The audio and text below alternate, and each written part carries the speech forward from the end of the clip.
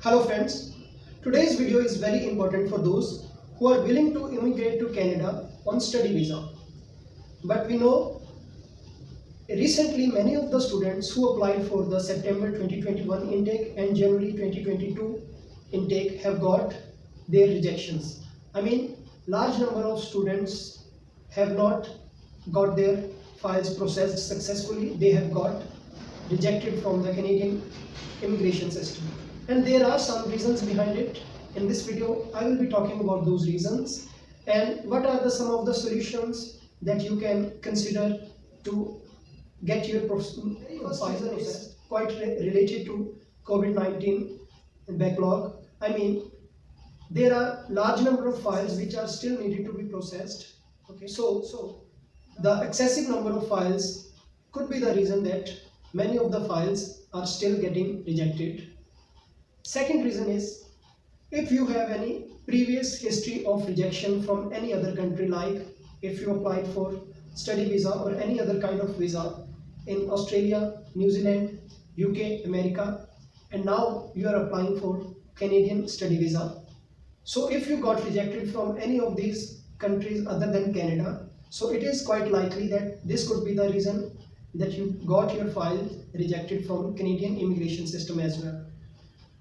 The key reason behind this is that if you misinterpret any of your information with the Canadian immigration system, all these countries which I just mentioned tend to share their immigration data with each other. So it is highly likely that if you did something, found something wrong to the Canadian immigration system which is not matching up with the data that you provided to the another country, so this could be the reason that you could be that your file has been rejected by the Canadian immigration system.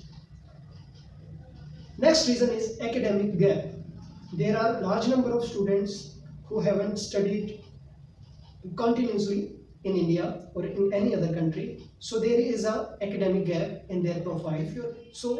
This could be if your academic gap is higher than 5 years, you will see in most of the colleges on their websites that gap of study up to 5 years is quite acceptable.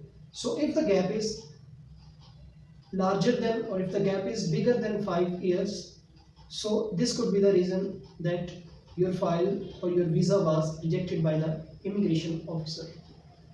Next is very obvious reason. If you do not possess adequate English language proficiency.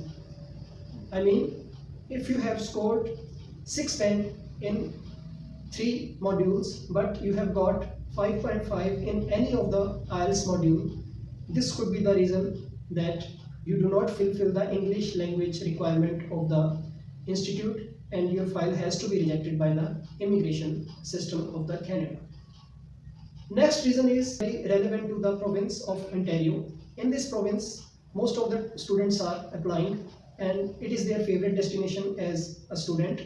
For example, if a college is allowed to give admission to the 100 international students, it is not possible that college can issue more than 100. So in such cases, offer of the college is declared invalid and your file is ultimately rejected by the visa officer.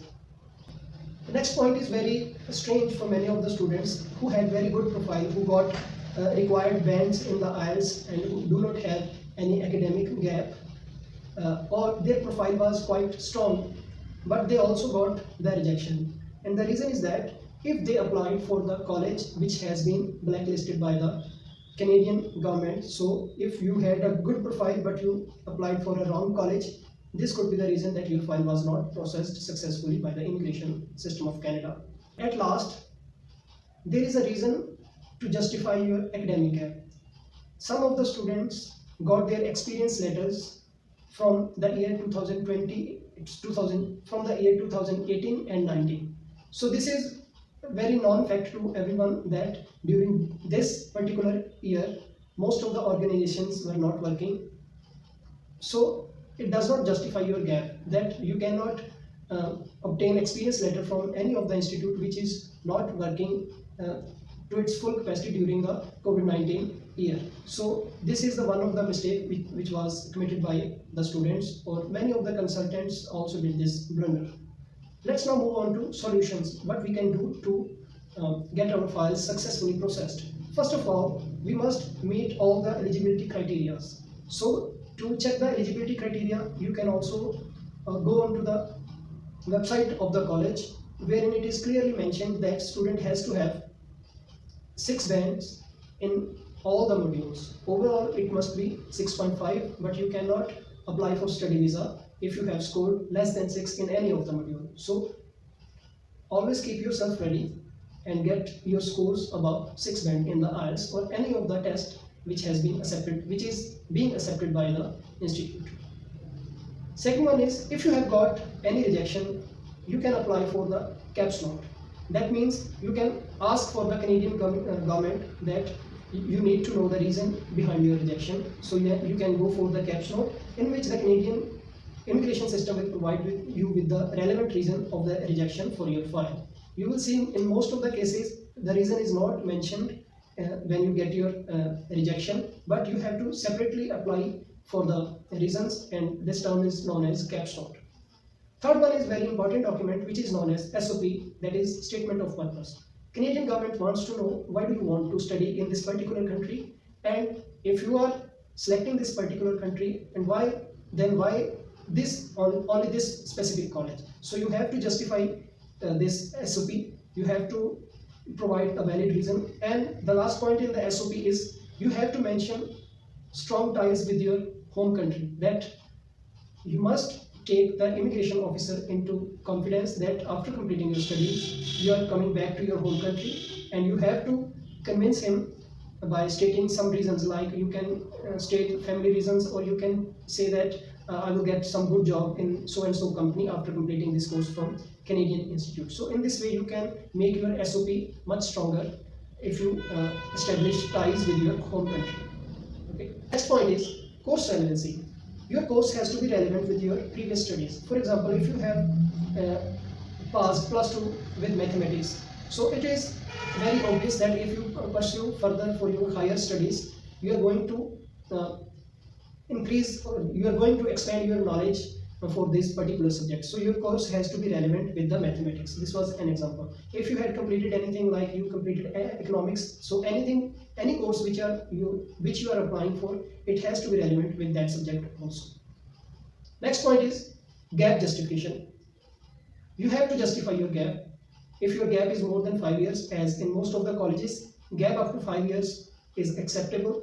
But if you do have any gap beyond the period of 5 years, you have to provide proper justification. For this justification, you can give a document like experience letter from an organization, or you can show that I continued some of the courses during this gap. So it is very important for the students. In the Canadian immigration system, or on the website of the Canadian immigration IRCC, you can find if your college is verified by the Canadian immigration system or not. This list is known as DLI list. So you have to search for the name of your college that you are going to apply for. Find if the status of that college is yes or no. So it has to be yes in that list. So select the college which is on yes status in the DLI list of Canadian study portal or the Canadian immigration website. Next one is regarding your financial stability. Student has to provide sufficient documents, sufficient proofs to the Canadian immigration system that I can or my parents can provide me with the money that is needed for the study in Canadian. So if you are going for 1 year course, you have to show sufficient funds for the 1 year course. But if you are going to take 2 year duration course, you have to ensure that you have sufficient funds for the 2 years, second year of the course as well. And before submitting your application, kindly review all the data that you have provided in the online portal. Check your name, everything related to your academic qualification, anything related to your academic gap has to be reviewed before you finally submit your application. So these are the things that you keep in your mind before filing your study visa. And in this video, I also talked about some of the reasons that could lie behind your rejection. So on this channel, we are continuously updating information about the Canadian immigration system. So if you want to know more about Canadian immigration system, you can always contact on the given number. Thank you for watching this video.